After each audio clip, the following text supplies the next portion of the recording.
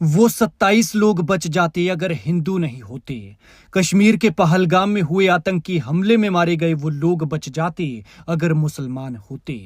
क्योंकि मारने वालों ने मारने से पहले न उनके राज्य के बारे में पूछा, न उनकी भाषा के बारे में, उनकी जाति भी नहीं पूछी। पूछा तो सिर्फ एक सवाल, क्या तुम हिंदू हो?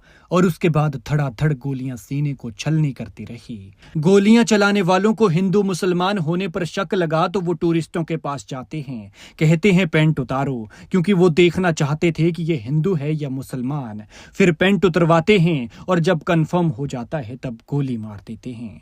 पैंट उतरवा कर गोली मारी गई और ये वीडियो सोशल मीडिया पर वायरल हुआ, आप देख भी सकते हैं। कुछ टूरिस्ट जिनकी मौत हुई उनकी पैंट उतरी हुई नजर आई। एक बच्चे की पैंट भी उतरवाई थी, उसकी बाईं टांग से उसकी पैंट फटी हुई थी, लेकिन वो किसी तरह से बच गया था। ये विनय नरवाल हैं, हरियाणा के रहने वाले हैं और इंडियन नेवी में लेफ्टिनेंट थे। 3 दिन पहले शादी हुई थी और पत्नी के साथ कश्मीर देखने पहुंचे थे।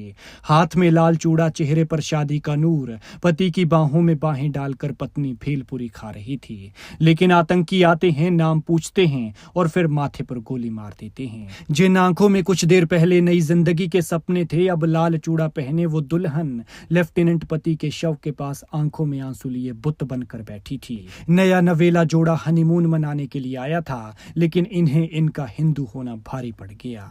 मनीष रंजन, बिहार के रहने वाले मनीष रंजन IB ऑफिसर थे, यानी इंटेलिजेंस ब्यूरो में थे और हैदराबाद में पोस्टर थे। मनीष 2 बच्चों और पत्नी के साथ छुट्टियां बिताने के लिए कश्मीर पहुंचे थे, लेकिन आतंकी आए, नाम पूछा, फिर ना कुछ बोला ना कुछ सुना। पत्नी और बच्चों के सामने सीधा इनके सीने पर आतंकियों ने गोली मार दी।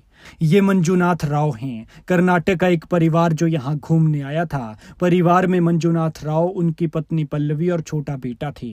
आतंकवादी पहुंचे, नाम पूछा, पता लगा हिंदू हैं और फिर छाती पर गोली मार दी। उनकी पत्नी और उनके बेटे के सामने उन्हें गोलियां मार दी गई। पत्नी चीखती रही, चिल्लाती रही और आतंकियों से ये कहती रही कि तुमने इन्हें तो मार डाला, अब मुझे भी मार दो। तो जवाब मिलता है, तुम्हें नहीं मारेंगे, जाकर मोदी को बता दे।